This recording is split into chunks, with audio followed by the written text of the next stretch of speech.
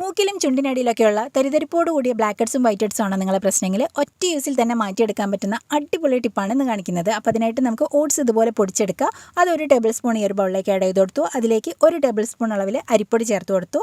Next ആയിട്ട് നമ്മളിതിലേക്ക് 1 table spoon orange peel പൗഡറും ഒരു കോഴിമുട്ടയുടെ വെള്ളയും കൂടെ ആഡ് ചെയ്ത് കൊടുത്ത് മിക്സ് ആക്കിയെടുക്കുക. നല്ലൊരു ഫൈൻ പേസ്റ്റ് ആക്കിയെടുക്കാനായിട്ട് ആവശ്യത്തിന് റോസ് വാട്ടർ ചേർത്ത് മിക്സ് ആക്കിയെടുക്കുക. മുഖം നന്നായിട്ട് വാഷ് ചെയ്തതിന് ശേഷം ഇത് മുഖത്ത് നന്നായിട്ട് അപ്ലൈ ചെയ്ത് കൊടുക്കാം. ഒപ്പം തന്നെ കഴുത്തിലും അപ്ലൈ ചെയ്യുക.